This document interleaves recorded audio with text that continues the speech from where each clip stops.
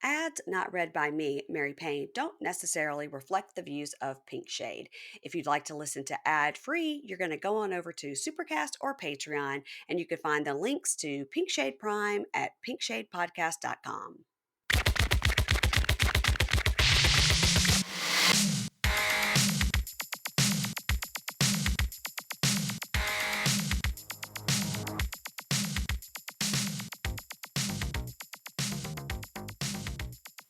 Hey everybody, welcome to Pink Shade. Today is Tuesday, which means we're talking about 90 Day Before the 90 Days, Season 6, Episode 4, Splash.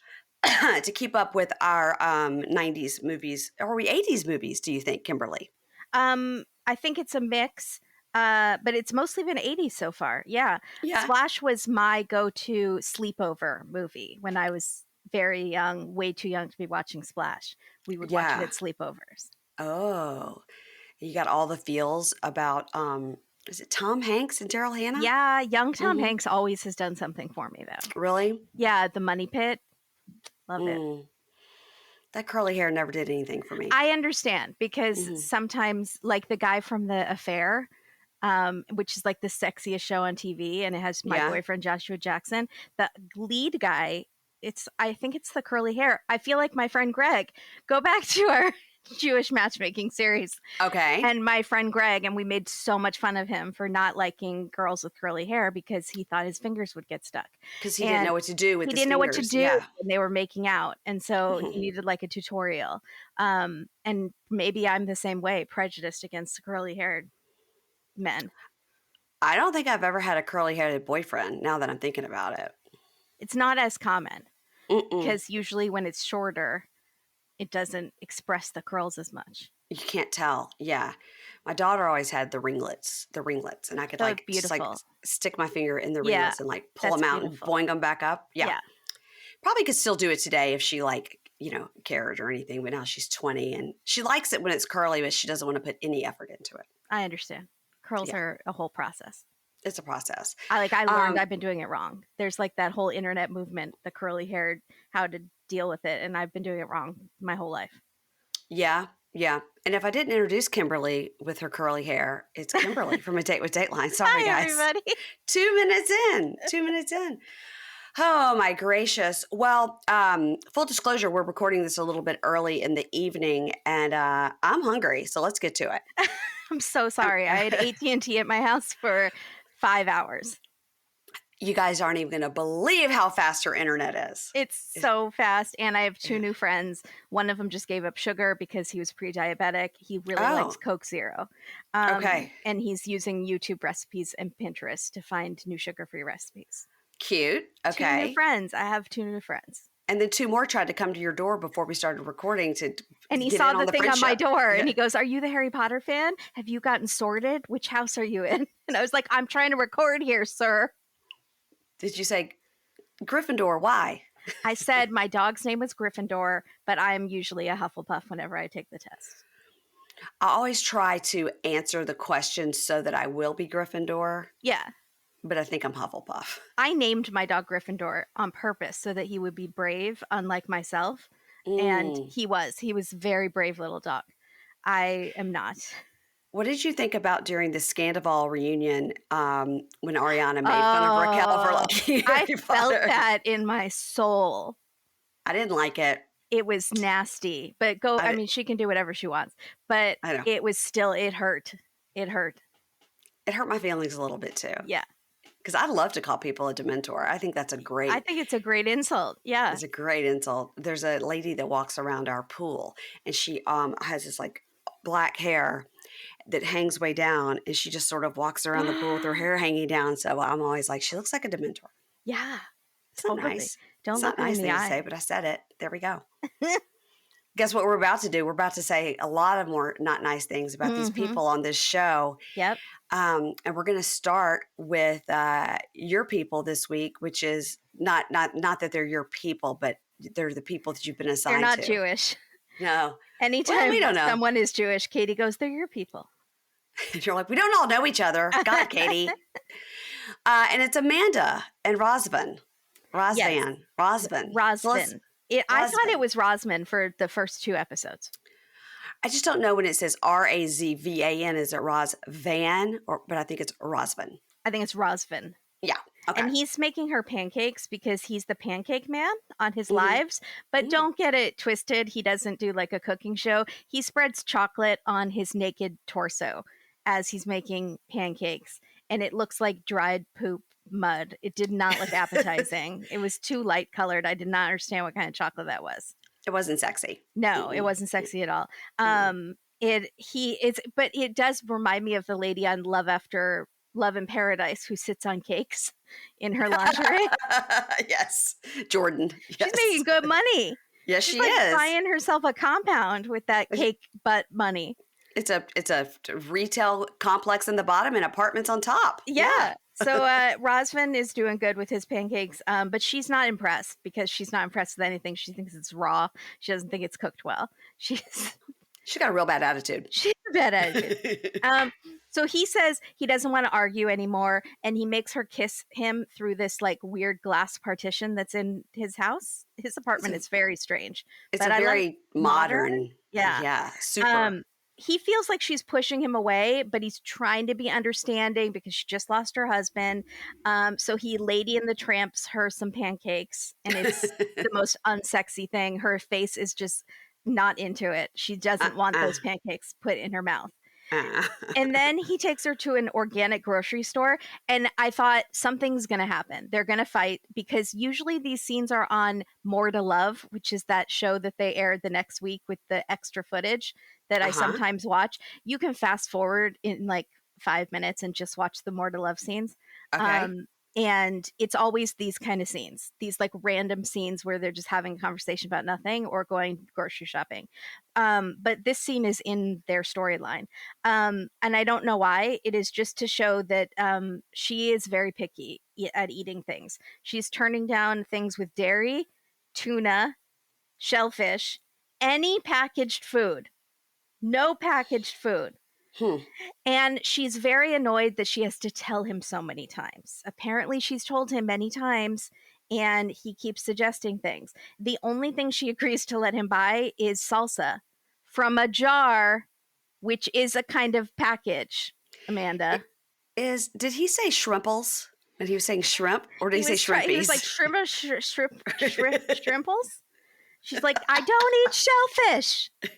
How many times do I have to tell you? Does she have a like lactose intolerance and a shellfish allergy? And you know what I mean? Are all these things allergies? Compulsive. No, I think she's my take.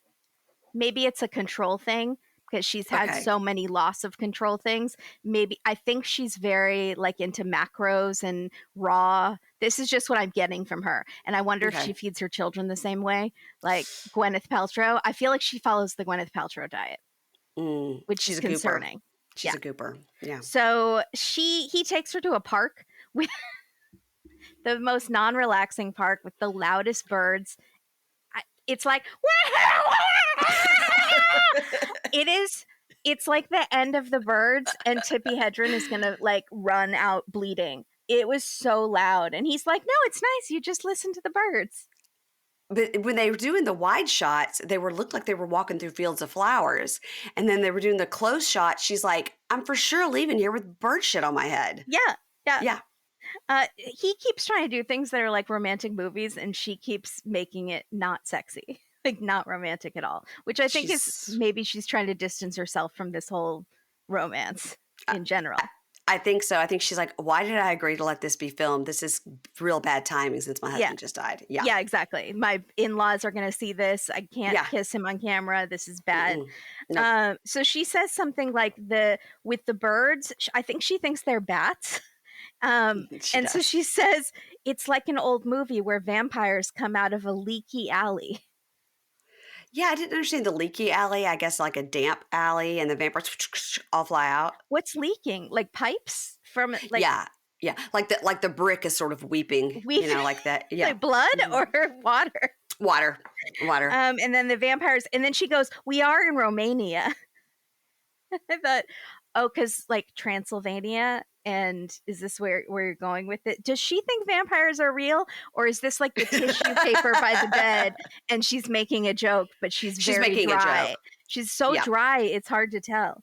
She's making a joke, but she's not funny, and she doesn't have any sense of humor. She needs to do a smirk or something, like a wink to the camera, so that I get that it's a joke. Mm-hmm. Yeah. I don't, I'm sorry to say this, I am, but she's unlikable. There, I said it. No, I think that's fair. I do think that's fair. And I wish we could have known her before all of her tragedies and seen if she's always been this way, or what of this is from those tragedies. But it doesn't make her any less enjoyable, more enjoyable to watch. She's not very enjoyable to watch. She seems very unhappy. But, here's the thing. I do think once she got there, she's like, uh-oh, now they're going to record me with this guy. Yeah. And my husband only died 6 months ago, or whatever is the timeline. And she's really got caught up in it. And the whole booking the flight and planning the trip was just, she was in like some sort of trance. And it's all of a sudden hitting her. I think so. What did I do? Yeah. Because she's like, we're definitely not going to admit that we slept together at all. Yeah. No. But that hickey is still standing proud on his neck. It's day 2, and that hickey's still there. It's a good one. How long does a hickey take to fade? Sometimes like a week. Oh, gosh. She's going to be embarrassed for a whole week. So he wants her to be in his upcoming music video. Like the lady feature, the star of which is so sweet. Mm-hmm. You could not catch Usman asking baby girl Lisa or baby girl Kim to be the stars of their music videos. No, see, he's got a new girl. Usman does. He's been posting about his new girl. Oh, yeah. I quickly followed her. She's blonde, right? And younger? Well, she's younger, and I wouldn't say she might be like a dirty blonde brown hair-ish, but they're in London. I don't know if she's from London, but he's inching himself closer to the United States, is what I'm telling you. He's getting there. Yes. He's getting closer. He's getting closer to being Chris Brown, Michael Jackson, Jay-Z, which are his 3 heroes domination. Well, one of those is a good choice. Choose your heroes wisely. One of those is a good choice. So he says, I want you to be in my music video. You'll be the actress. And you're thinking that is so sweet. And she goes, no, I'm not an actress. No. Again, she's taking his romance and shouting on it. And he says, okay, well then I need to find an actress for the video. And she says, oh, so you're going to kiss her? And he says, I don't know, maybe. And she says, before the trip, I told him that I do not want any kissing of girls. I won't be okay with it. So she is baby girl Amanda, and if he is going to have this huge career and be a Planet Hollywood owner and be Schwarzenegger and Jason Derulo or whoever he wants to be, she's going to have to deal with like a tiny kiss in a music video. Yeah, I feel like it's going to be a roll around in the bed situation. Oh, totally. It's going to be a roll around in the bed situation. Yeah. But I think you glossed over the fact, unless you're getting to it, that he's now told us he's a musical artist in addition to being an actor and a model and an influencer. You know who he is? He's Binyam. He is a multi-hyphenate. Binyam was a DJ / maybe rapper, I don't remember, / music dancer at a club person, entertainer, bartender, choreographer. Right. So I think Razvan just wants to be famous. So it's whatever channel. If he thought that painting watercolors would make him famous, he would do that. He would go with Osama, and he would start creating poetry because poets are very valued in the U.S. according to Osama. Right. So music, acting, he wants to be Arnold Schwarzenegger.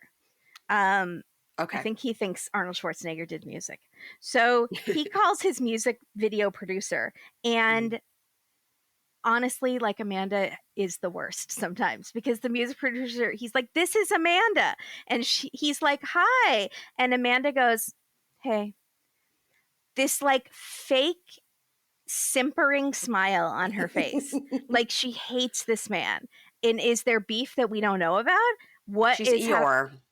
Hi, I'm Amanda. Hi. Like, what a drag. And she's so pretty. And I'm not trying to be one of those people who's like, women, you should smile more. Mm-hmm. I know that's what it sounds like. That's exactly what it sounded like, Kimberly. I know. I'm going to get so much heat for that. And I know her husband just died. But don't be rude to his music producer. Like, that's not a good start to supporting his career. But then I was more on her side because the producer and Razvan start talking about her right in front of her in Romanian.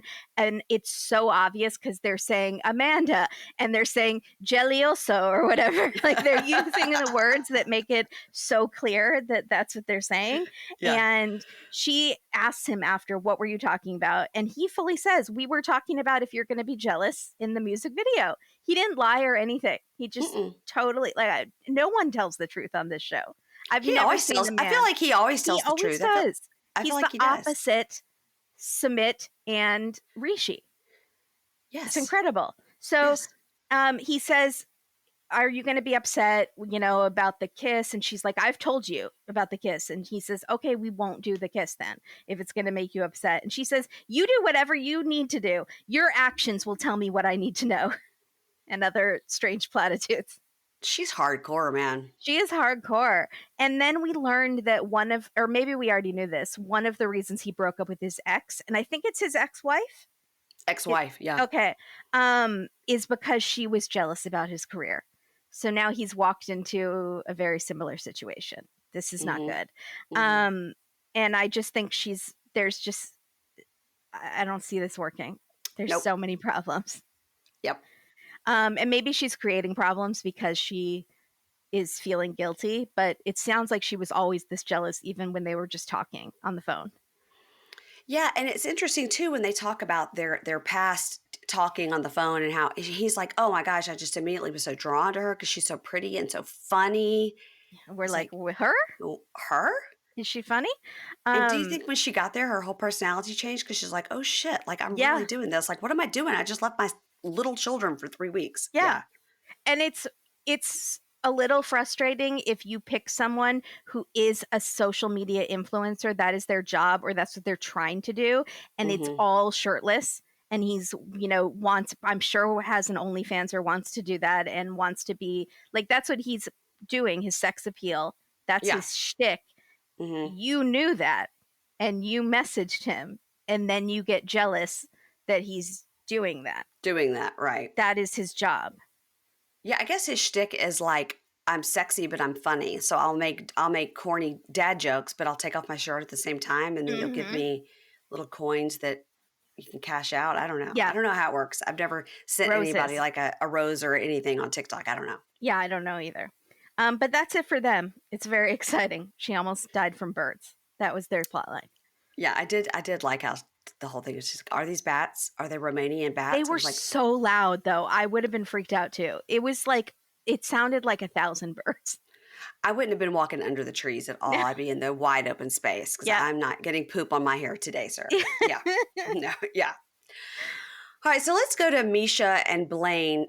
Blaine? No, I do this every time. She's from Nicola. Blaine, Minnesota. Who's Blaine? Oh, okay, she's from Blaine, Minnesota. Okay. I need to like. There is a Dane who is Jasmine's ex, the hottie. Oh, the Australian guy. Yeah. Okay, so Meisha and Nicola. Now, what we've discovered about Nicola is he has a little bit of Debbie in him because he likes to say Meisha like Debbie liked to say Osama. Every sentence. He says Meisha. And it is so unnatural, and I hate that. I hate it. That's one of my huge pet peeves, when people use someone's name when they're talking to them, right, Mary Payne? It is Kimberly. So annoying. It's not how normal people talk. My husband loves to do this at restaurants, and it embarrasses the kids so bad. And he does it on purpose now to embarrass them. But the server will come up and say, like, hey, I'm Amanda. I'm going to be your server. And so do you guys want still or sparkling still? And then he'll go, thanks, Amanda. Amanda, when you come back, do you mind? Da-da-da. And then she'll come back. He'll go, Amanda, I think that something. Okay, you guys ready to order? Amanda, we are ready to order. And I'm like, oh my God, stop, stop. And he does it because the kids pointed out one time, you're so cheesy. Why do you always call whoever is serving us by their name? He goes, because you don't want to be rude. And my daughter's like, he's it's going more weird that Yeah. you're continuing to say it. Yeah. So now it's like a shtick. And I just roll my eyes and I'm like, I'm sorry, Amanda. It's not you, it's him. So weird. Here's an extra tip for you, Amanda. So sorry. So Meisha and Nicola, so she's heading to Israel and he's saying, I can't wait for the moment to hold her in my arms. I'm so excited. He's going to spend the night in Tel Aviv at a hotel to be near the airport. So she must land really early, or he's getting his Tel Aviv-ness on early. And he can't have his mom know too. No. So he just has to get out of the house. Where does she think he's going for 8 days? A business trip for his website? I mean, to fish? To fish? A fishing trip. Yeah. That's all we know. He sits in his room all day. So he says, I can't wait. It's been so long. I've waited all this time to kiss a girl. Here's how I'm going to do it. And he's puckering for the camera and he's laughing. We're like, oh, stop. That made me nervous that the kiss was going to be like one of those shows on TLC, like the Duggars when you see their first kiss, but there was that one famous one where it was two virgins and they were kissing on their wedding day. Do you remember this? It was from 10 years ago. And it's the sloppiest kiss. It wasn't from the Duggars. It was from another show like that. Anyways, continue on. I'll find the GIF. Okay. Ooh. So, anyway, they hug and they kiss. He's like, is it Meisha? Is that Meisha? Oh, that's not Meisha. Oh, where's Meisha? So she comes up. He's like, oh, my Meisha. And they hug and they kiss. It's like, I love you. I love you. Oh my God. Oh my God. I'm like, you know what? I'm thinking right here, I've already seen something that they're doing that is not biblically correct. They're saying, oh my God, over and over. Interesting. And you're taking the Lord's name in vain when you do that. We were taught very, very clearly, never say, oh my God. Always say, oh my gosh. What did you grow up as? Just Methodist Christian. Yeah. It's very interesting because also she wears a lot of tank tops that show her arms and cleavage. And we've just come from Jewish matchmaking and Indian matchmaking where they have to be a lot more covered. And so I was curious about that. I don't know much about Roman Catholics. So, well, she's even when she goes to the church, when she goes to the church that she works at, she has sleeveless and V-neck. She's always in a sexy business casual. Always. Yeah. I think her banging body, though, anything would be I think even in sweat, she has one of those where you could wear sweatpants and look cute. It's sort of like Jordan of Jordan in Everton. She also has a banging body and she's just naked all the time. And I'm like, well, I guess I would be too. Yeah. So they're, oh my God, kissy, she's kissy, the love cake you, love sitter. you. Yes, Jordan is the cake sitter. Yeah. Correct. So they talk about how happy they are and they're asking, do you think they're attractive? No, you're more attractive. No, you're more attractive. Stop it. No, you are. Did you notice the shady editing though when they ask her? He's like, do I live up to your expectations? Pause, shady editing. Oh yeah. Yes. Totally. Yes. Thank you, Meisha. So as they're getting the bags in the car, he says, your bags fitting in the car is a miracle like the loaves and the fishes. I was like, oh, we're going to be doing this the whole time. Doing this the whole time. If you've made your whole personality religion, that's fine. And if both of you in the relationship have, then that it could work. You'll always have something to talk about because one of you can just always say, oh, the weather is so beautiful. Praise be, may the Lord open. And you can you'll always have something to talk about. Well, that's true. But that's why he only talks about that with her daughters, because he has nothing else. He has nothing else in his personality except for fish. Mm-hmm. Where does she live? Minnesota, land of 1,000 lakes. They have a ton of great fishing. He'll be good there. Mm-hmm. So they have to pray before they drive off. They pray that they're going to drive safely. Now he says, "We're going to Nazareth, birthplace of Jesus." This is when you're driving down the road in Oklahoma and it's welcome to Moore, birthplace of Toby Keith. So they're welcome. Does Toby Keith have a sign? Yes. I'm sure he does. Yeah. Welcome to Tupelo, birthplace of Elvis. Well, they are going to Nazareth, birthplace of Jesus, to stay in a hotel for 8 days. And then he says, of course, I can't take her to my home because there would be drama with my mother. She's so dramatic. And, she didn't even know about Meisha. So it would really be dramatic. Mm-hmm. 7 years they've been talking. Hasn't told his mother 7 years. This is bad. As they are walking up, he says, look at this view, Meisha. These bags, Meisha. You brought all of America with you, Meisha. And this is when I'm like, is he going to do this the whole time with the Meisha? Yeah. Yes, he is. So they check in, and Nicola says, I want to confirm that we have 2 beds. She is my future bride, Meisha, not my bride yet. And she's like, okay, that's a lot of information to give the desk clerk. And why did they not just get 2 bedrooms? To save money? I wonder if he just can't afford it. Oh, yeah. Because when you see what she does to the room, you're like, her own room would have been way more appropriate. Yeah. And no temptation. Right. No hand-holding across the, Yeah. So my mom said, if you're tempted, you sleep with a Bible between you and that'll keep you.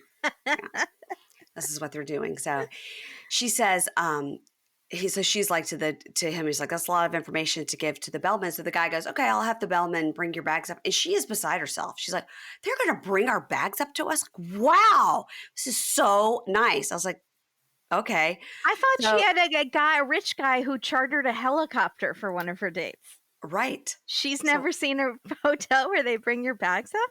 I guess so. So she's so excited about this. And then they go in the room and they see these tiny, tiny beds in this room. I think it's because in Israel, she just thought it wasn't as nice. Yeah. Well, this room is something. It's very tiny. They do have beautiful hotels in Israel. This is not one of the fancier ones.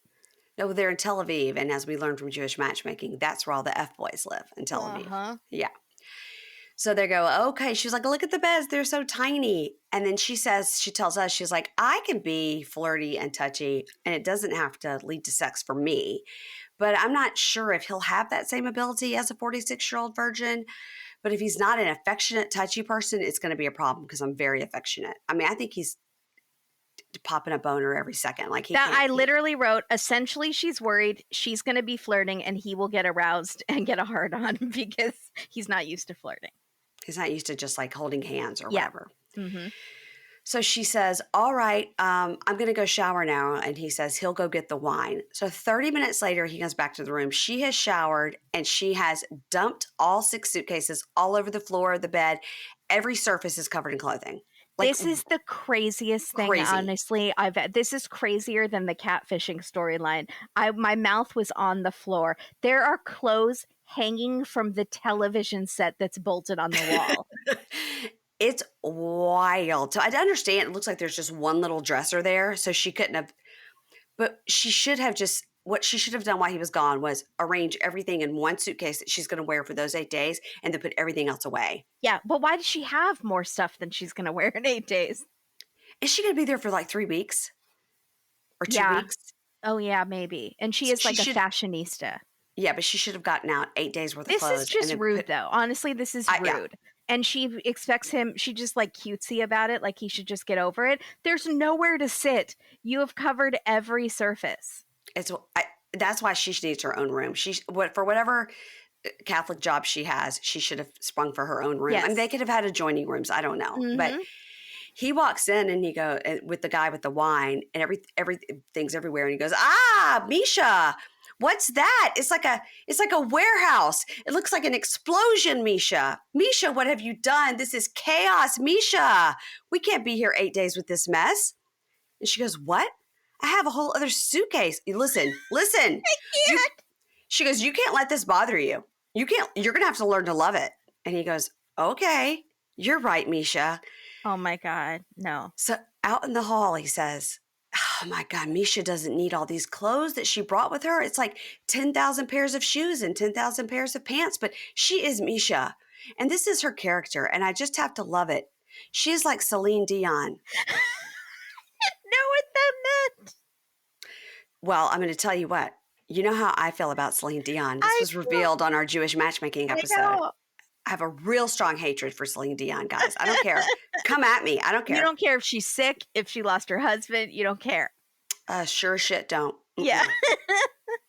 I do not like Celine Dion. And for him to compare Meisha, who's a baby angel on earth, compared to Celine Dion really upset me. Is Celine Dion like known as a fashionista in Israel? She's not known as a fashionista anywhere. Remember that time she wore that backward outfit to the Oscars? I do. Ah, I think that was gross. groundbreaking.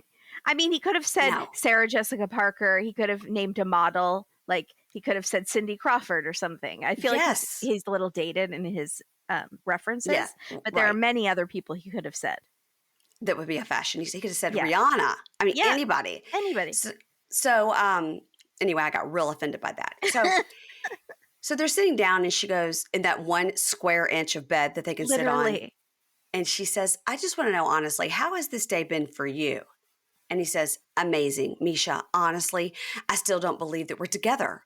This is like living in a dream. And Meisha, when you get that annulment, I will marry you on the spot. I'll take you directly to Father George. Why should we wait? And then he tells us that Meisha was married in a civil marriage, not in the Catholic Church, which is Okay. So does that make it easier to get this annulment then? Yes. So the church has to make a purification so they can get married in the Catholic Church. And she's already started the process and they're waiting to hear from her archdiocese on the decision. So I bet it's going to be a lot easier because she wasn't married in the Catholic Church. Okay. So she says, I don't totally agree with that. You know, of course I do want to marry you, but there's a lot we have to go through before that. Like we have to go deep and know that we connect and that this is a good match. And he goes, fair enough, Meisha, and I love you for that. Now they get in their little camp beds and they do lots of prayers before bed, and then they hold hands across the crevasse of their twin beds. And she has like a sleep mask, and I was like, this is really odd. It's very I Love Lucy early seasons. Yes. But I have a couple thoughts. One is I knew many young Christians, like born again Christians or whatever, evangelical, who really rushed into marriage in their early 20s because they wanted to have sex.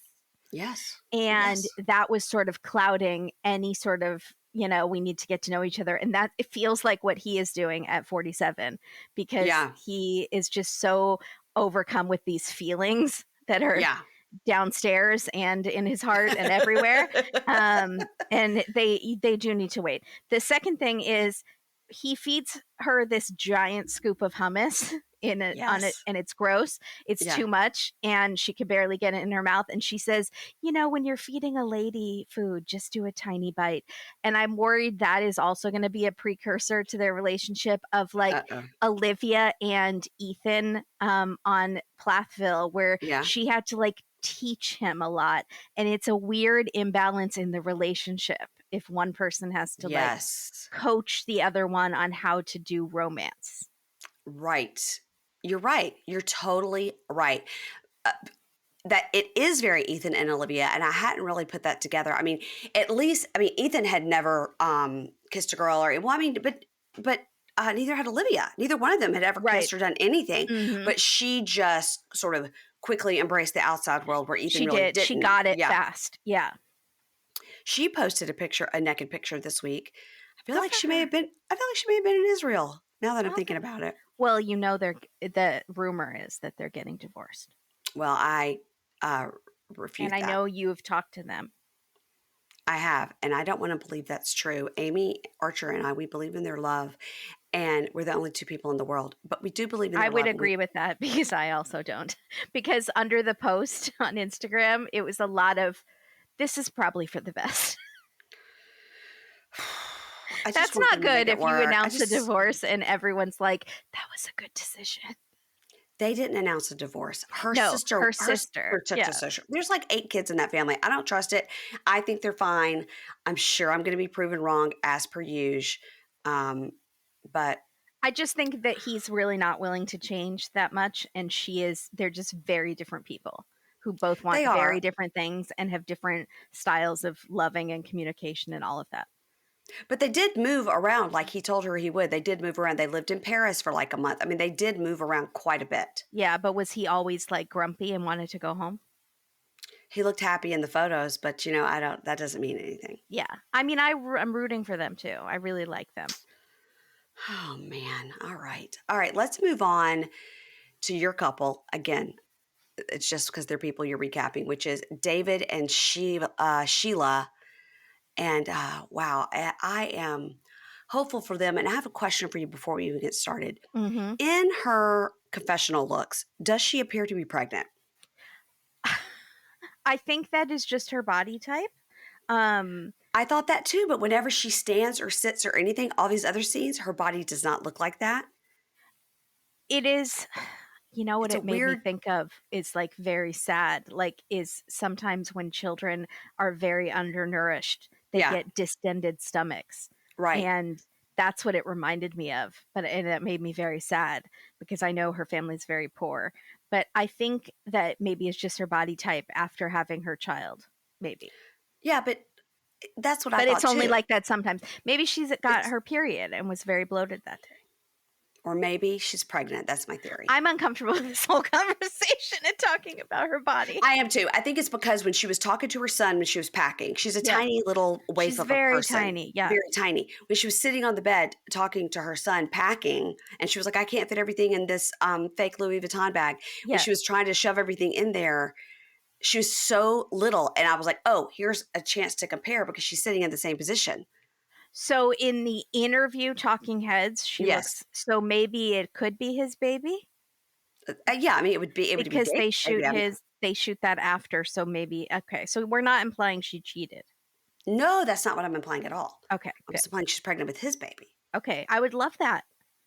I would love that too. Or she could just be slouching. So I don't know. Anyway, this is something that I can't get over, and it had to be brought to your attention. I understand.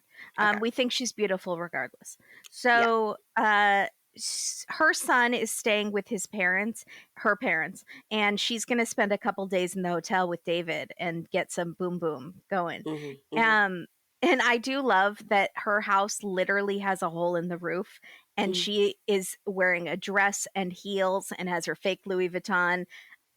I need to put in more effort. Could I at least shower today, maybe? Like she has no I have no excuse for Those her to look shoes. that good in those Yeah. heels on the like floor that is corroded from the hurricane. And Yeah. me, I'm like, just look like a schlub. I have no excuse. She's walking around in the dirt Yeah, and like looking, spike heels. I was like, yes. wow. Yeah. So she is hopeful that they will be together forever. And he says if it doesn't work out, it will destroy him. So I'm nervous. I am nervous as well. Uh, Also, none of these dudes seem to be doing the Darcy freshen up in the airport bathroom, and they are traveling for like 36 hours. And I Mm-hmm. think that that's a mistake. So, I agree. or maybe they are and we're not seeing it, but Doesn't look like it. there's musty smells going on. It's Yeah. gross. Yeah. So, at the airport, it's adorable. It's like a full-on rom-com. She starts crying and running to him and embraces him, and he's crying and she's like sobbing Yeah. and like Yeah. real genuine feelings here. And he says he's in heaven and he's smelling her hair and feeling her skin because all his other senses, since he doesn't Mm-hmm. hear. It's so beautiful. It really is sweet. And then she has to use the app to say, "Welcome to my homeland, my honeybee." I guess she calls him my honeybee. It's very cute, but It I'm is. very nervous about the communication here because they're already using the app to talk to each other. I felt positive about the communication because I felt like she knew a little sign language. A She did. little, yeah, She did ask like, "What's the, for the hotel? Like, yeah, what's for H?" But she knew yeah, the rest of the letters or whatever. yeah. So She yeah, can yeah, spell out words if she doesn't know the word, so that's good. yeah. But he signs so fast because he's obviously a native signer, and so when he's talking to the producer, I don't think she knew what he was saying, but she could tell that Right. he was happy. Yes. Yeah. So he says that she's so beautiful, and they both say the other is better looking in person, and she thinks he's so handsome, and they say, "I love you." And she asks if he ate on the plane, and he says he's a little hungry, but she doesn't really understand right away. He has Yeah. to repeat it a couple times. But she'll get there. She'll get Yeah. there. I have faith. And so they go off to the hotel, and that's all we see of them, but it's very sweet so far. Yeah. No drama Ooh. on the horizon yet. Yeah, we do see them next week, like getting in the bed, and it's like, I love you, let's bone. Yeah. Yeah. She's like, I've never slept with a deaf person before. I don't Yeah. know if it would be that different. Yeah. What would be different about it? Like they just can't hear you if you're talking, telling them what to do. Good point. Great point. Didn't think about that. Yeah. If you can't take instruction, we may have problems. Oh my gosh. Okay, let's move on to our latest contestant. It's Christian. It's Christian and Cleo. So Christian is 30. He's from Edna, which is then later he says he's from Minneapolis, Minnesota. So I guess Edna is a suburb. Yes. And Cleo, who's 32, from London by way of Italy. All right. Her accent is very all over the place. It's one of those fascinating, you could tell she moved Yes. around a lot. Yes, because she's Because from almost sounds Italy. Australian sometimes. Yes. Yes. It's a little almost, it is very interesting because she definitely doesn't sound British. Mm-mm. She definitely doesn't sound Italian. Mm-mm. So he's going to a Halloween party as a 70s newsman, and he's got a wig on the whole Is thing. he And being the guy from Anchorman? he said the name of who he was, and it wasn't the Anchorman guy. So maybe he was being. Maybe there's another guy from. In full disclosure, I haven't seen Anchorman, so Okay, there we go. It didn't seem like well. Anyway, he's hilarious, or in his mind, and he says he's the life of the party. He loves to dance, he loves to drink, he loves to party. We see lots of dancing, drinking, partying, and he says he's dated a lot of different kind of women. And his friends say he's like starry-eyed Christian because he gets enamored really fast, and then he's on to the next one when it doesn't work out. It's not great. He even eloped to Vegas, it looks like, during the pandemic because there was an Elvis impersonator in the background. But then it was annulled, and he doesn't seem to be broken up about it. That is impulsive. Very. And he says he's never really settling. He can't ever quite figure it out because he is looking for a partner. That's what he's been longing for. And he thinks with Cleo, he's found that. She's like a princess from another planet. She's a model from Italy who lives in London, and she's very genuine and beautiful, has a great sense of humor. They met on social media. He reached out to her, never met in person. He feels very close to her. And for the last 4 months, they video chat every night for hours at a time. And then he says, she's really different from women I've dated in the past. All right. So now we meet Cleo. Cleo is, in fact, a tall, gorgeous model. Mm-hmm. And she says she's a student. Don't know of what. She's a student, and she's a model, and she's autistic. Now, we see her put on a sunflower lanyard and headphones, and she says, my sunflower lanyard shows people that I have an invisible disability. So I went and looked that up. Had you ever heard of this before? No, but I love that. Yeah, it's a thing, and it like if you look up sunflower lanyard, you can buy them on Amazon or whatever, and then it says like what airports will recognize it, and things like that. So you get it, and then you fill out whatever it is your invisible disability. So that like a safety pin means like you're safe with me if you're like LGBTQIA plus or something. Like I did not know that. If you have a safety pin attached to you somewhere or on like. And my friend said she had one, and this girl came over and was like crying and was like, "Thank you." Like she felt so like just because she was having a hard day and she saw the safety pin and she was like, "Thank you."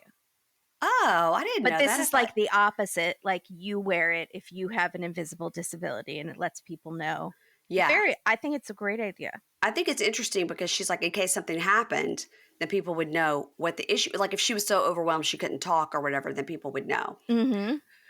So I did look it up, and it is a really interesting thing to sort of research. And anyway, she says that she's walking through, the crowd, and she says she gets very overstimulated, and that can affect her in ways that she can't think, she can't talk, she can't make decisions. So that's why she puts on the noise canceling headphones and her lanyard.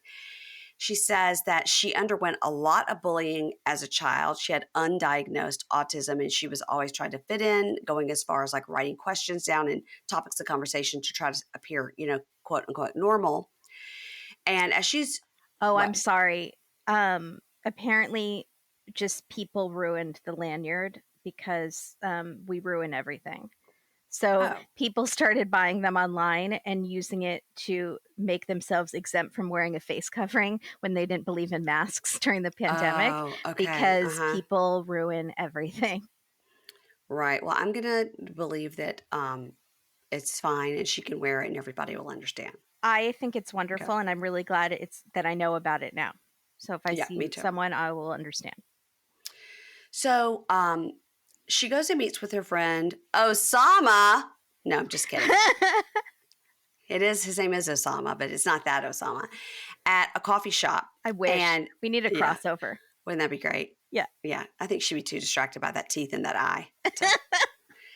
So he's outside and he tells us that he met her at university. They bonded over spirits, ghosts, astrology, and psychedelics. All the good stuff. Wow. All right. Okay. So she starts to talk to him and she gets kind of tongue tied and she goes, okay, listen, I'm sorry. And she addresses the cameraman, the producer, and the sound operator or whatever. That's all 3 people sitting there, the crew. And she says, I'm sorry. Listen, neurodivergent people don't like unexpected things. And this is our first day of filming. And so I'm going to need to this is weird. And I'm going to need to ask you some questions. Can you tell me about your star signs? And so they're like, Leo, Libra, whatever. And she goes, okay.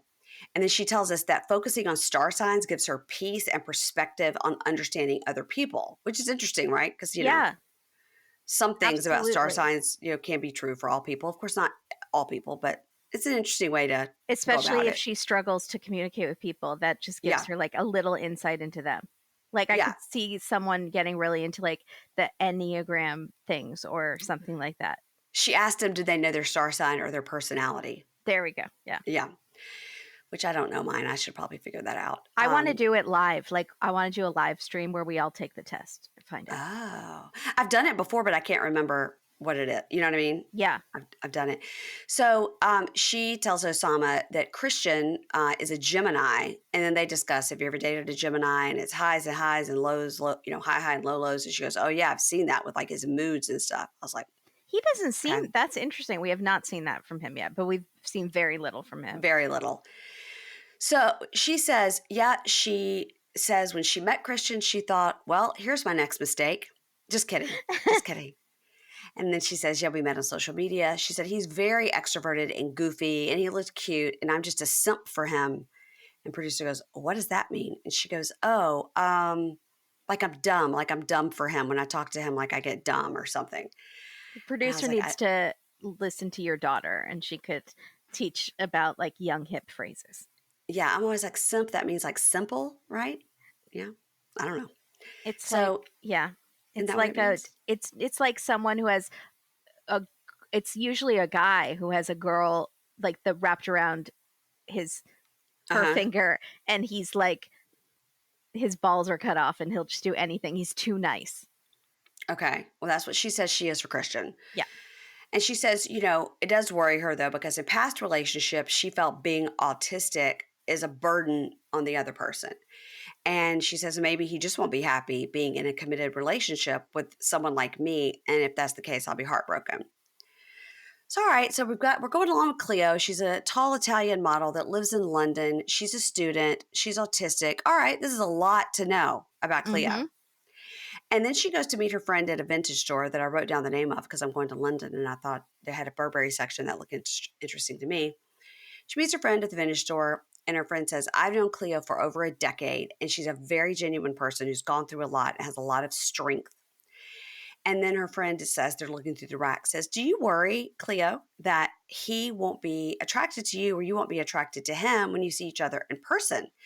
She goes, yeah, I wonder because he's never dated a transgender woman before. I was like, what?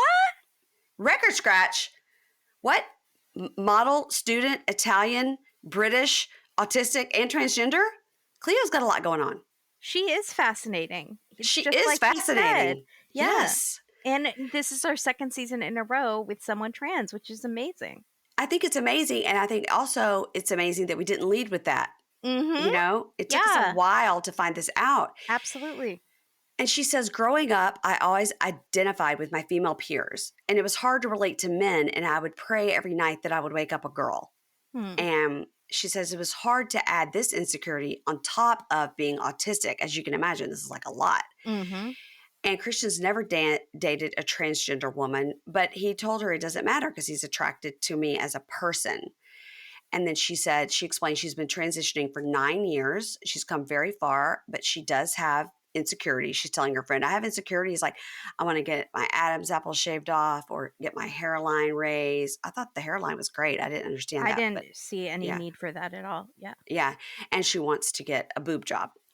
So she says she medicates and takes testosterone blocker, and there are a whole array of surgeries you could get as a trans woman, such as gender confirmation surgery. And she doesn't have any problem with any of the surgeries. She just has to find the right time and like the right surgeon, because you just don't want anybody doing this thing. Mm-hmm. And she's really hoping Christian will stick with her through all of this, even though she's trans. So that's a lot. That's a lot when you've dated somebody for 4 months. Pre-surgery, yeah. Yeah. So Christian is playing cards with some friends. There's his friend Kristen. There's Hot Ben and Mustache Nick. Okay. I sent you a picture of Hot Ben a couple of days ago just to go ahead and get Hot Ben on your radar. Yeah. Ben's real hot, and then Mustache Nick is real what's mustache. happening. He's a nerd. I liked him. Actually, is more my type, except I can't do the handlebar mustache because Katie dated this guy who had a handlebar mustache. No. And I hated him. Mm-mm. No. So they were playing cards, and he says, "Sorry, guys, we're recording at night." That's yawn. He says, AT&T. It's Kimberly's fault. He says, pre-diabetic. He says, I have told my friends and family about Cleo being trans, but if I didn't tell them, they would never know. And Ben, Hot Ben goes, so have you ever dated or even hooked up with a trans woman? And he goes, no. And she goes, are you interested in the opposite? Have you what's the word I'm looking for? Experimented with the opposite sex. And he says, no. In college, I did make out with a guy. Well, the answer is yes. You have experimented with the opposite sex. Yeah. And he goes, I mean, I did make out with a guy in college, but then I realized right away I'm hetero as fuck. Okay? Hetero guy right here. I'm super manly. I hope you're getting it. And Kristen's like, all right, relax. Yeah. And Mustache Nick goes, so do you know if she's had gender confirmation surgery? And he says, it's really not my place to talk about what surgery Cleo has or has not had, which I thought was super respectful, right answer. Absolutely. It's none of their business. And then Nick says super respectfully, oh, so hypothetically boobies up front and a dick down low.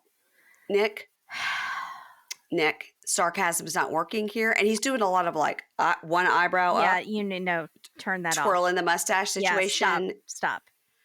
And I immediately hated Nick and hope we never see him again. Yeah. Done with Nick. Done with him, done with his mustache. And Christian goes, I don't know. I'll cross that bridge when I come to it, okay? And he says, look, he says in his talking head, he goes, I know everything there is to know about Cleo. We have discussed, what we have below the belt or whatever. Mm-hmm. But when my friends and family ask, I think it's super uncomfortable. Like, I don't go, hey, bro, what's your girlfriend's labia like? Right. And then he says something else they bleep out, but then he goes, that's pretty gross. I'm sorry. But I don't know what it was. I thought it was something about a penis. It seemed like a real long word that he said. I don't know. But he said, anyway, I'm sorry. That's gross. I'm sorry. And I should have been looking closer and tried to lip read it. I didn't want to know because I figured I would be horrified. So Kristen goes, so if you're not attracted to men and we're not sure about the surgery, how's that going to work? And he says, I don't know. And then outside, Kristen goes to the producer, I do wonder if this is just like an exploration thing for him. Mm. And honestly, I don't know if he can handle it. And I think it's going to be really hurtful to Cleo if he can't handle it. Yeah. So Kristen's coming at it from a woman's side. Like, I thought that at first I was like, oh God, take a step back. But then I felt like she was worried more about Cleo. And I thought that was nice. I thought she was worried about Cleo getting her feelings hurt if if he's stepping into something he can't handle. If he's just experimenting and yeah. Mm-hmm. So he tells them, sex really isn't that important in a relationship, so we'll figure it out. And they're all like, yeah, it actually is pretty important. And he's like, yeah, all right, I'll figure it out. And I think they kind of are like, you need to kind of think this through because there is a real person involved here. Right. I think at very least Hot Ben and Kristen were sort of like, you need to sort of think it through because you don't want to break this girl's heart, Mm-hmm. All right, let's move on to Riley and Violet. And I have to say the most upsetting thing about these two is when they got done with their dinner, they left full drinks on the table. No, I don't. I didn't like that. No. I didn't like that. I also don't like that people think he's angry and that we still haven't seen it yet. They even tried to like tease us to They make gave us us a think that fake this week, edit. and he's not angry. I don't know if I should say this, but I do feel like we as white women should be very careful about calling a black man angry, one that we've just met and know nothing about. So I'm coming at it from that perspective. I'm not going to say he's angry until I actually see it, and we still haven't seen it. So I haven't seen it. that's how I feel. No, I mean, coming up, we're going to see somebody angry, and that's Jasmine. That's anger. That's anger. Yeah.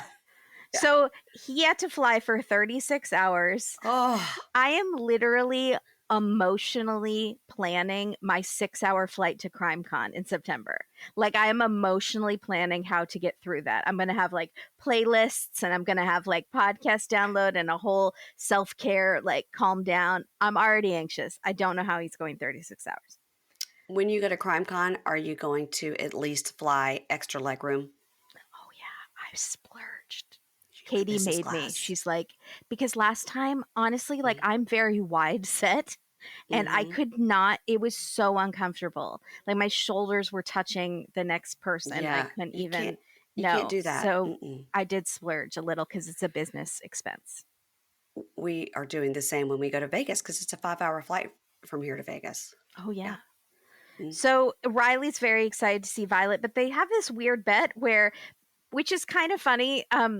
The first one to touch the other one loses and has total control over the person, like a BDSM type of thing. I'm sure. I think it's all a joke, but it is funny because they're the ones who, doesn't he call her like funny like names, or they say I hate you? What is it? Didn't they have like a funny thing? No, they flip each other off to say I love you. They flip each other off to say I love you. Yeah. So that's kind of their personalities. And Violet brings him flowers and looks very nice. And I thought that was very cute. We do not often see the girl bringing the guy flowers. And I love that. And he calls her Vivi when he sees her. I don't know if that's her nickname. And so they kind of like, they don't want to hug because of the bet, but then they hug. And he says she's so beautiful. And they agree that he lost the bet and she's his boss.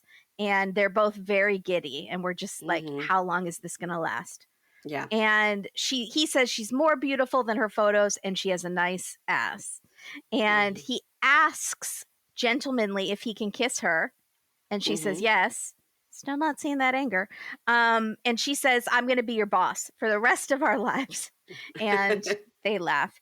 And in the cab, it's so interesting to compare them with Amanda and Razvan because she's like asleep on his shoulder in the cab and he's stroking her hair. There's none of that awkwardness that we sometimes see. Like with Amanda, she's like, don't touch me. Don't touch me. She's like, don't look directly at me. Yeah. So he gets 2 keys in the hotel room for his room, but I think she's not staying there. I was a little confused. So, but he gets 2 keys. He says she has told him she will not sleep with a man before they're married, but if she knocks on the door, he's going to open it. So maybe when the cameras... I think he said in their culture, it's not accepted. Yeah. That's what she has said publicly, but I think it might be one of those when the cameras aren't around, she might sneak into his room. Yes, totally. So they both change and they meet at the hotel restaurant, and she's like the tiniest bit annoyed that she had to wait for him, even though it seemed to be about a minute or a minute and a half. And she was like, give me 20 minutes. I was like, this guy needs to shower. He's been traveling for 36 hours. Let him take a shower. And she says, here it's men that wait for women. So he says, oh, okay. So next time I'll arrive early. So I'm the one waiting for you. And then he tells us that he loves that she's sassy, that's her personality. The food looked really good. I don't even know what it was, but that's what I was interested in. Well, she had a drink that I like a Cosmo. And then the fact that she left that whole drink on the table made me crazy. Maybe it was her second one. It didn't seem like a long... Where was the food gone? Did they take doggy bags? That's what I'm always interested in. No. Like Gino with getting a sandwich and a doggy bag. He's not leaving a sandwich on the table. No way. So he gets her a pearl necklace, earrings, and bracelet for her birthday. And this is very interesting. So how much would that cost? Like in America? Like $1,500. I mean, it's a Oh, yeah, lot. that's a nice gift. Yeah. Yeah, I think it's a nice gift. Yeah. But she kind of pats him on the cheeks, and he's Yeah. like, that's it? I don't get a kiss or anything. And then she tells us she's not a fan of pearls. And where she is in Vietnam, they're very common because they farm the pearls there. So Yes. it is not like a nice gift at all for her culture. But she's kind of trying to pretend that it's a nice gift. But she's not that excited, and she can't really fake it. My husband gave me a strand of Mikimoto pearls for a wedding gift before we got married, like super fancy, like red box, the whole thing. Uh-huh. Wow. We've been married 23 years. I think I wore them on my wedding day, and I probably worn them twice since. I can't see you wearing pearls. No, I mean, even though with the joke about clutch the pearls, Yeah. I felt violated. You can give them to your daughter. She also is even less likely to wear a pearl than I am. Maybe your son will marry a woman who likes them. Yeah. Yes, that's right. That's right. So I felt violated in that moment. You either really like pearls or you don't. Yeah. So they agree to just enjoy the night and not talk about their issues yet. I don't think this is we're never going to talk about our issues like Nicole and Mahmoud, who have just decided we're pretending our issues don't exist until one of us pushes the other into oncoming traffic. They are just not going to talk about it tonight because it's their first night. And so he says, what are we doing tomorrow? And she says, and this scene was built up in the previews like he was going to flip a table. Yeah. And she says, well, I'm busy all day. I have a school thing. But if you want to see me at night, we can have dinner. And he says, oh, if I want to see you, like, of course I flew all this way. Of course I want to see you. And then, but he doesn't act like he's mad or anything. And then he tells the camera like he's disappointed and he doesn't know if he's a priority, and it kind of sucks. So he hopes that with the rest of the trip, he'll feel like a priority and she'll want to see him. But we don't know, is this the school year and she's actively teaching? So right. She has to go to work every day. You know? Yeah. And that should have been something that could have been discussed ahead of time, you know? Maybe they go to school year round. I don't know. Right. Yeah. So he's like not angry. He's sad. He seems kind of sad. Yeah. And I think next week he tells his friend or whatever that he's bummed that she kind of left him for the whole day, you know, on his first day there. So she's got to work. Yeah. That's him. That's it. Okay. Let's move on then to Gino and Jasmine from Panama. So, wow. I got a lot of screenshots. I sent you quite a few. I sent some to Jake and Matt today. Just Jasmine screaming, fuck you. So Jasmine. Oh, can I say, I'm sorry. Yes, I do not like her dress in the hero shot. What is that dress? That is not her style at all. No, the one where it's like a blue band across the top, and then it's got like a white undershirt. It's like looks a like prairie dress or something. Like and then she does this thing where she puts her hand on the out hill or something. She puts her hand out like she's like an innocent little girl. Like, look at me, like a Betty Boop. Music? Yeah. Yeah. Right. What is that? It's not her style at all. And they're like, look at us, just a happy couple in our conservative clothing. Yeah. It's weird. But then we got an angry one because they have them do the happy ones and the angry ones. That. Yeah. And they're just like back to back, like, And then there's always one that's like disinterested, just like over it. Yes. Just like it's the one that's in between the anger. There's no more anger. There's no more love. It's just nothing now. I like on Match Me Abroad, they do their hero shots where they have them walking towards the camera in all different outfits. Their outfits are changing. Yeah. Different. It's different. I like it. So, all right, Gino and Jasmine tells him like, oh, my Gino, I'm so happy you're in a better mood today. And he says, yeah, I'm sorry I was upset last night, Jasmine. I hadn't had a lot of sleep. And then she goes, baby, you really surprised me this morning. You were all ready with the blue pill working. It was so good, baby. Wow. And he's like, oh, Jasmine. And she tells us, I woke up with this penis in my back and him saying, hey, babe, I'm ready to give you the meat that you want. For a vegan, she talks about meat a lot. Did he say that? I'm ready to give you the meat that you want. She calls it the meat. I don't know if we've never heard him call it the meat. That does not sound like him. He would be like stuttering, like, No. can I put my thing in your thing? And then she goes, and he didn't finish to have orgasm, of course, because he gets so tired and out of breath. But this is the 7th time in 2 years we've had sex. I have so many questions. Why is she with him? Is she so sexual? Why is she with him? 7 times in 2 years. Yeah. And he gets so out of breath that he has to stop. Right. Is that normal? Does he need a full physical workup? He needs a full physical workup. He needs to do that test where you run on the treadmill with the oxygen mask on. Isn't he the one that got the blue pills, but he got them like black market style? Yes. Like he bought them off the internet, right? So he hasn't been to a doctor to have any prescription. Yeah. I'm concerned about him. I'm very concerned about his health. So she goes, so are we going to try to do it more? Like we could do it more?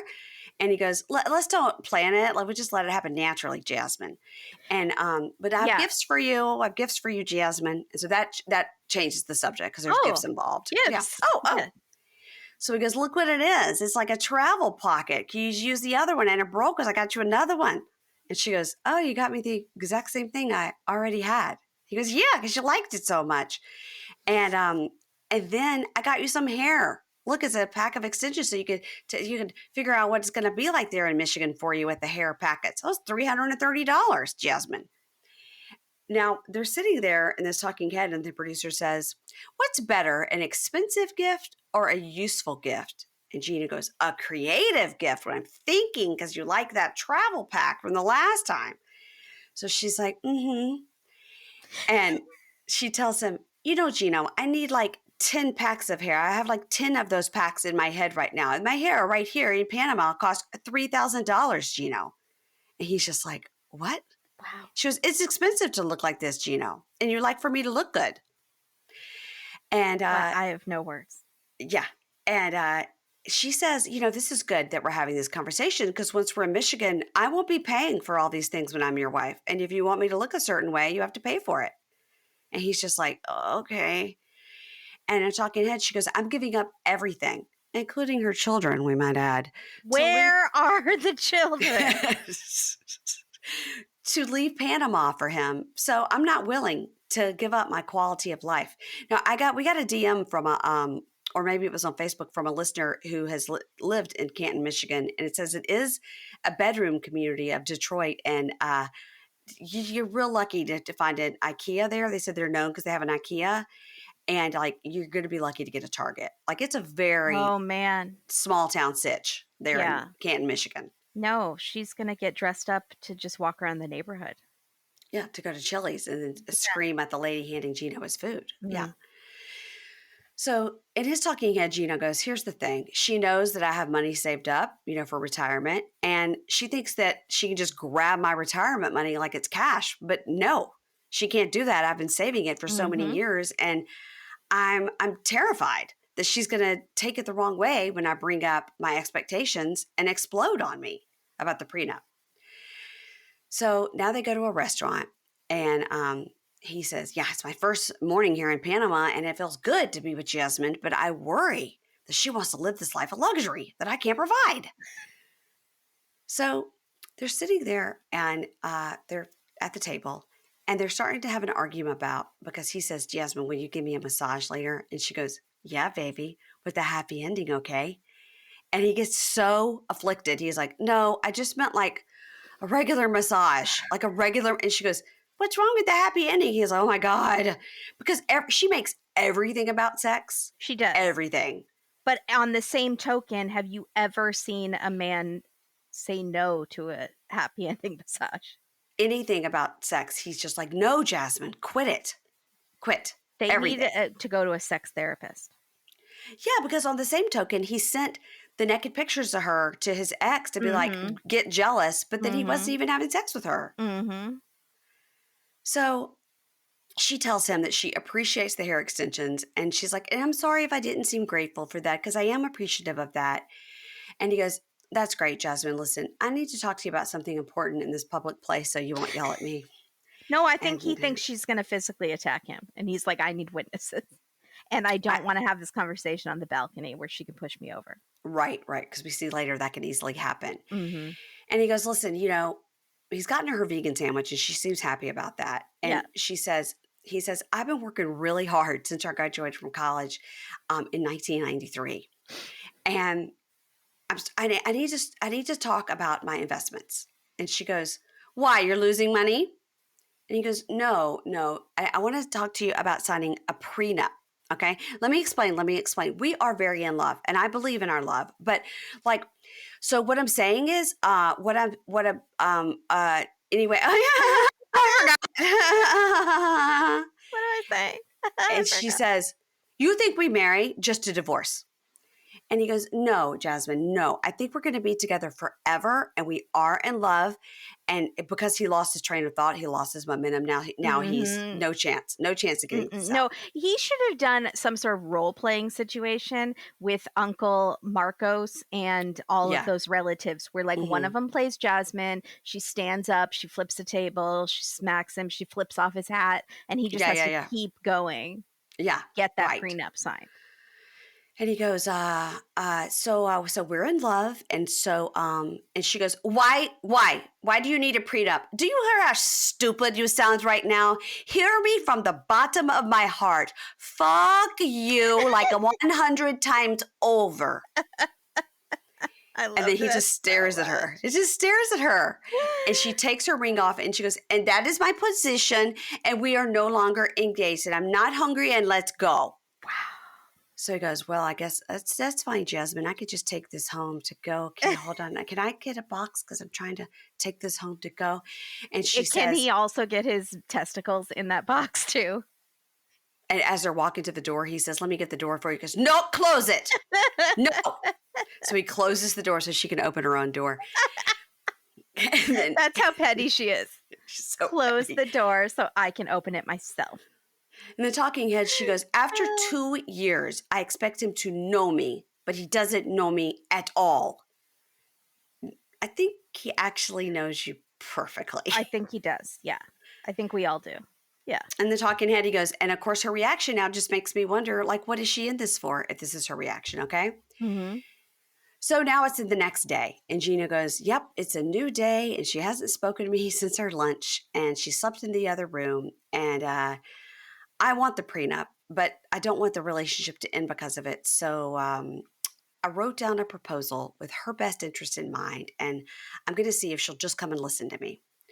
So he goes and knocks on the other bedroom door and goes like, Jasmine, can you come out to the porch to talk? And she goes, okay, Gino. She's in her pajamas. She comes out. And he says, how are you feeling? And she says, Gino, I am sad and I'm disappointed and I'm mad with you because I feel that you do not trust me. And the talking head, she tells us, this is the same situation I was in with my ex-husband who hid all of his money. Yeah. So I walked away from the divorce with nothing but my clothes. And now it's a different character, but same story. She's been burned before. She's been burned. So he says, well, so in my mind, the proposal, a prenup actually works in her favor because at the very least, she'll know exactly what's going to happen if they get divorced. Yeah. And he can't hide anything because they're going into, right? Mm-hmm. So he says, Jasmine, I have a proposal. And she goes, be careful with what you're saying now. Because if there is a prenup and that's what you're going to say, there will be no marriage, no engagement, nothing. You're going to be wasting your time, Gino. And he goes, well, listen, Jasmine. She goes, if there's a fucking prenup, I'm not going to marry you, period. So he just stands up with his little piece of paper and he goes, all right, well, that shows me you don't love me. You don't give a shit. So fuck all of it. Just forget it. All right, forget it. So he walks off and she goes, fuck you, fuck you, fuck you. And she's just like, oh, she starts bawling, crying again. Okay. Yeah. She's very emotional. And I can never tell if that's because she really loves him or if she's just very emotional or a good actress. It's definitely not good actress. I think she definitely is seeing she has invested 2 years in this with this depressing man from Michigan, and she is not getting what she wants because he wants a prenup. Yeah. So she knows that she's not getting what she wants. Do you think there's a part of her, though, that does really love him? Oh, yeah. I think there's a part of her that loves him. But I think that now that she's realized that they're not even going to have sex, I think she's like, what am I doing here? Right. Like, I'm not even getting sex out of this situation. Like, yeah. So now They he's doing look like better every day. yeah. Dane? Dane, the ex. Yeah. Moved to Australia Oh, with yeah. Dane. Although Dane has moved to Panama. So in the ITM, in the moment with the producer, they've come in, they're like, all right, Gino, how are you feeling right now in this moment? And he goes, well, this is exactly why I wanted a prenup. You know, she just screams and she yells, and we can't have a normal conversation. I was trying to have a normal conversation, and it's a problem. And I do love her, but you know, I've had fears about her temper since since I met her in person. We And all do. as he says, I've had fears about her temper since I met her in person. Boom, boom, boom, boom. She storms across the hall and goes, "Are you talking about me?" Yeah, you're doing a show about your relationship. Yeah, he's They're talking about producers. you. They're asking questions. Yeah. And she says, okay, Gino, so go ahead, pack up your things and get out of here. And he goes, listen, Jasmine, if you truly loved me, you would just listen to the proposal. And she goes, okay, Gino, what's the fucking proposal? So he goes, all right. And he pulls it out of her drawer, like real weird. Like he's like, I've got everything I need here in this drawer, Jasmine. Let me just pull out this piece of paper. He did look like he has nice handwriting, which I was surprised about. It was very orderly on a very small. I think he thinks if I put it on a half sheet of paper, she'll think it's less. not a lot of demands, right?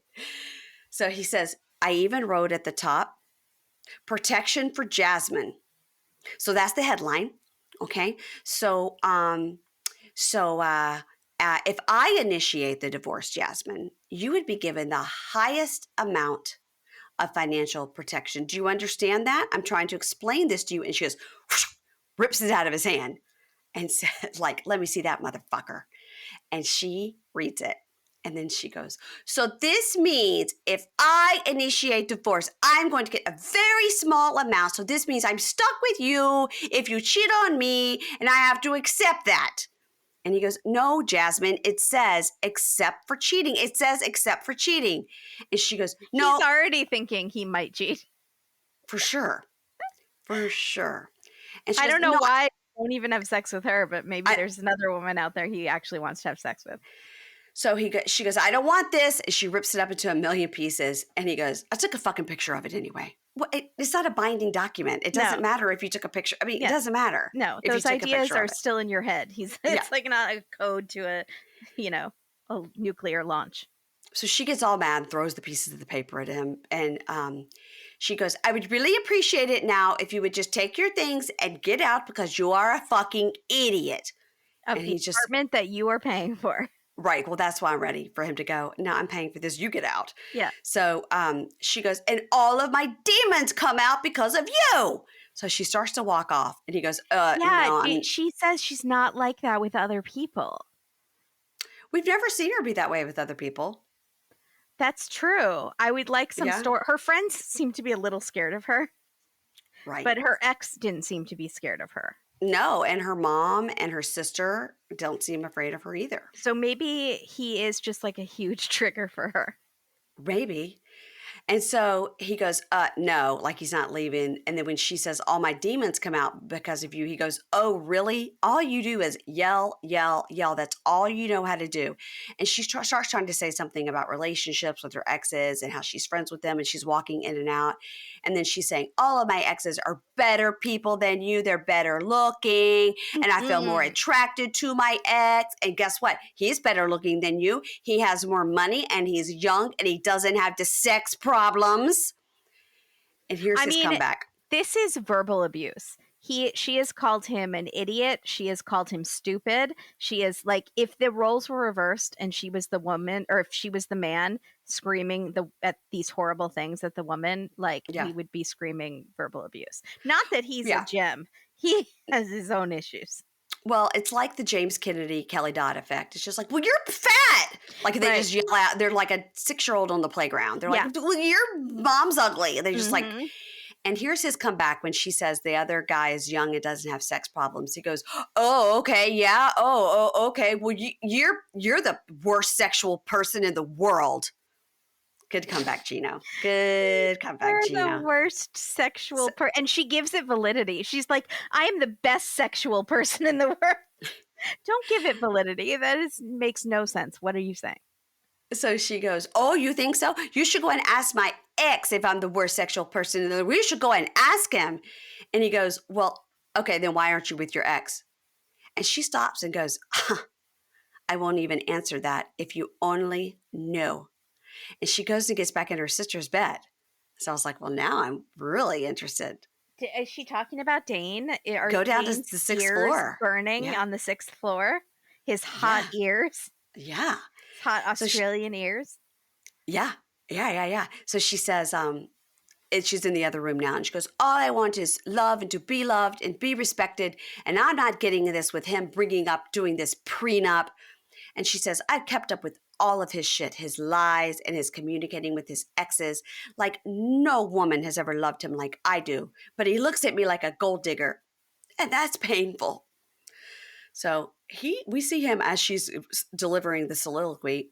He gets his passport and he leaves the apartment. Now, I think he's just going to get some food, but because I think he took his passport because he's afraid she'll like throw it in the Panama Canal. Yeah, and that's smart. Yeah. She might. That's exactly something. Sorry, Gino, your passport's gone. You stay with me forever. Mm-hmm. So, and then she ties him up like Kathy Bates. Next time on 90 Day, before the 90 days, I can't even remember which show this is. We have so many. Cleo is excited because Christian is coming to London to see her. But there's a part of her that worries he won't be strong enough to handle everything that goes along with this relationship. And then we see Christian talking to 2 more friends who say, does your family know she's trans? And I think the producers must be really telling these friends to harp on this, don't you? Yeah, I hope that this was not their natural instinct to ask about her surgeries and stuff. Yeah. So then we see David and Sheila checking into their hotel, and he's very excited to be with her, and she's nervous, and they say they love each other and do a little roll around in the bed trying to do sign language. Meisha says meeting Nicola's family is of the utmost importance, and he goes, it can wait, Meisha, it can wait. And she says, so wait, they don't know I'm here in Israel? And he goes, no. And she goes, do they even know I exist? No. And this is bad. When you see Meisha and Nicola, it is like one of these things. It's not like the other. Right?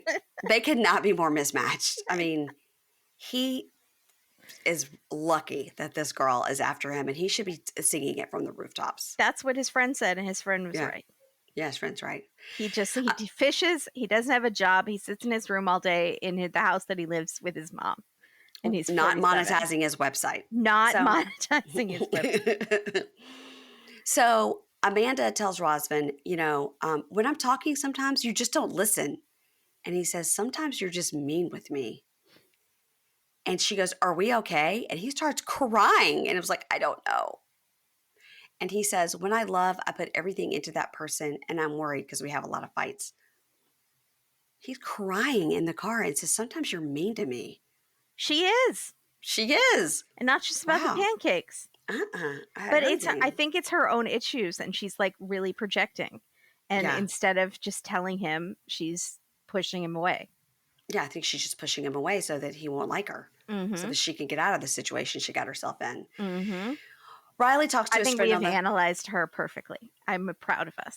I do too. And I don't anybody send us the timeline again. We know it's wonky, okay? Got so many DMs like, I'm like, I know it's wonky, but I still stand by her husband died and like 2 days later she was on TikTok. Yeah. So Riley talks to his friend and says, yeah, Violet's made a lot of plans and like it's weird because I'm not included. And the friend's like, you need to be more demanding. And so he's walking with Violet and he goes, I just wanted to tell you, like, I feel like an afterthought and I think you should make me a priority to spend more time with me while I'm here. Again, not getting angry from that, just you're hurting my feelings. Mm-hmm. And he had to have his friend tell him to stand up for himself. Stand up for yourself. Jasmine cries some more, this time to her little sister, and says, Gino is my protector and he's my entire world. And little sister goes, and then she continues like, I need Gino to show me that I'm worth fighting for. I need to really see that. And the sister says, what do you get from loving him if he hurts you this much? Okay, 12-year-old little sister for the win. I don't know how old this girl is. She looks 12. So then we see Tyree talking to his sister, the hero, the detective that we need. Detective Jessica Fletcher. Yeah. And he goes, yeah, here's what I was thinking. I was thinking maybe Carmela, maybe she's in prison or something. Oh, my God, Tyree. And the sister goes, you're delusional. She's not in prison. And then she tells us, I did my own research and I found some stuff he needs to know. And then she shows him a picture and goes, this is her, right? And he goes, what the fuck? And he gets up and walks off. I said, Tyree is the king of the walk-off. He is the king of he walks off for everything. Yeah, like Kim was really into throwing drinks on people. Tyree is really into walking off. Yeah, and then he takes the phone and he throws it away like Sheena Shea did in New York City when she found out about Raquel. It's the phone's fault. It's just, fuck this phone, man, and he throws it away. Just like Paul on the early days of Love After Lockup, Paul and Tracy, R.I.P., he just was throwing phones all the time. It's like, fuck this phone. He would throw it into his dad's truck, he'd throw it into a field, and then Who are you hurting? You're only hurting yourself by throwing your phone. Now you're going to have to replace that phone. It has maybe photos on it that you can't replace. Now you got to go find somebody to call your phone and walk around listening. But if you had it on Do Not Disturb, you're screwed. Phone Maybe abuse. They put air tags on their phone just so they can throw them as much as possible. Oh, my God. Well, that is it. That is the end of our recap. And I want to remind you guys that we are covering here on the free feed, we're covering 90 Day Before the 90 Days, and we're also covering Match Me Abroad. Now, a problem that I've run into, Kimberly, we're also covering on Thursdays. Kimberly, I need you to help me because I'm trying to come up with a catchy name for what we do on Thursdays because I was calling it Bravo Breakdown, but we're not only talking about Bravo. Like last week when I talked to Landon, we're talking about other stuff. So I need to come up with a fun thing like Thursday, but you can't say Thirsty Thursday because that's done. I need to come up with something for Thursdays. I was thinking like Papa Pink Pop, but I don't like that either. I don't like that either. No, it sounds like a pimple. Yeah, it does. Or a nail polish. Yeah. Yeah. Papa so Pink. something with I do something different Pink on Papa? Thursdays. Sounds like I'm gonna come to your house and sell you something. In? No, that's a pop in. Yeah. Like a pop-up shop. It reminds me yeah. So anyway, Thursdays, this week I will be talking to Doug Buden, our friend from over on Radio Andy. He's my buddy, and I'm going to be talking to him about just whatever comes our way, the new Radio Jeff and that type of stuff.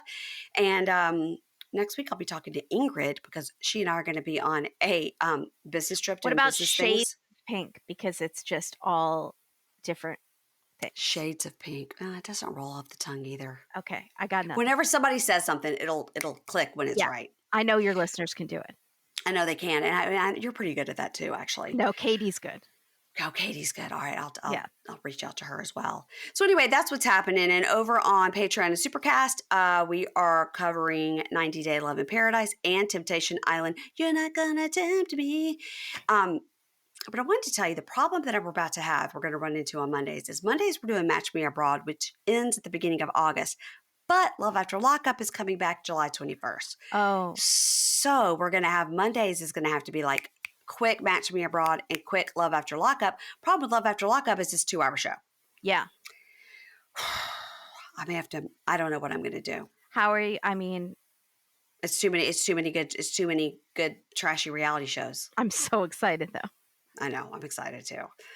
So anyway, that's the problem I'm having there. It's too many trashy shows to cover. Well, maybe you just need to alternate the schedule and people can wait a day.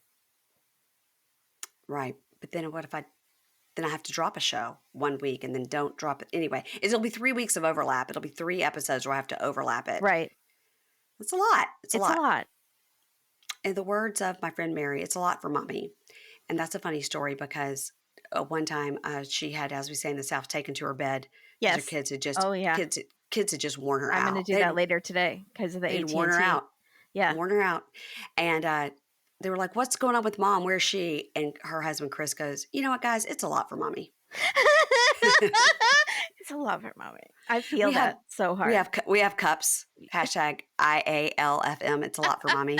a lot for a mommy. Yeah, it's a lot for mommy. And you can use it even if you're not a mom. No, it's just a lot. Everything is a lot. It's like not going to take it on. It's the same idea. So anyway, it's a lot, and that's what I'm thinking of. That's what's on my mind heavily. That and my well, I'm always here to help in any way. I know you are. I know you are. Of course you are. You're wonderful, and I appreciate you doing half the notes this week. I'll probably asking you to do that next week too, because it cut my viewing my sitting down time down by half, which was great. I hope you don't get any nasty comments that people don't like it. And if don't even, how dare they? They would never. They might.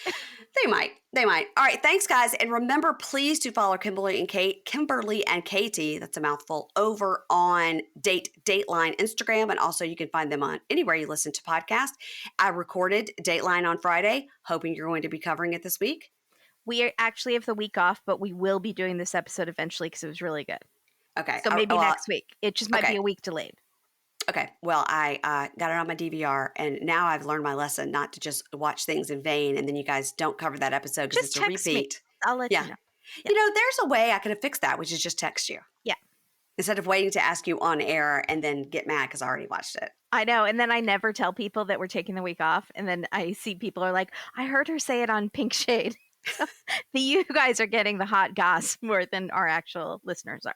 Sorry. What's it like to take a week off? How does that feel? Does that feel good? It makes you feel light? No, it's because we have no ads right now because ads are dwindling and it makes me very stressed about money. So it's not that fun. But we could just do a show with no ads, but we are trying to work on our mental health when we have the opportunity. Spoiler alert, there's no ads in this podcast this week. You're doing it for the listeners. Well, you know, we're doing it solely for the money at this point. No, you're not. Because you could just put in the programmatic ones that don't make a lot of money, but not the baked in ones. The dynamic ads. Yes, I need to remember to do that. Yeah. Yeah. So there's two types of ads, guys. There's ones that they reach out and they say, we'd like Pink Shade to sponsor us, like Nutrafol, #ad Nutrafol. And then we talk about it and we encourage you to buy it. And then there's ones that you'll get that'll be random that are like computer generated for your area, that it'll be like a local bank or Verizon. That we don't really have any hand in. So don't get mad at us if it's something you disagree with. Well, there's, you have to go in and pick. You tell them. I have said no political ads. No guns. No guns. No politics. And you gotta be careful with that because politics, they'll sneak something in. I've heard that. They'll do like a car dealership. They'll label it as a car dealership, but it's like an ad for governor. They can do that, and they can also, if a PAC fund pays for it, then they can label it as something other than we've had this happen where people have reached out and like, you literally ran an ad for this person that identifies as a Nazi running in New Hampshire, and we're like, and you're like, I didn't. I swear I didn't. Yeah, and then we're on the phone like, too sweet. That's like, not help okay. us out. Not that's not okay. Well, we don't have any baked in ads this week, but here's the episode for you. So you're welcome. Thank you, because she's so generous, you guys. She just does it for you. We're doing it for the people. Okay. Thanks, Kimberly, and everybody follow Kimberly and follow us at Pink Shade Pod and follow us at Pink Shade Podcast on TikTok. Yay. That's it. Yay. Talk to you later.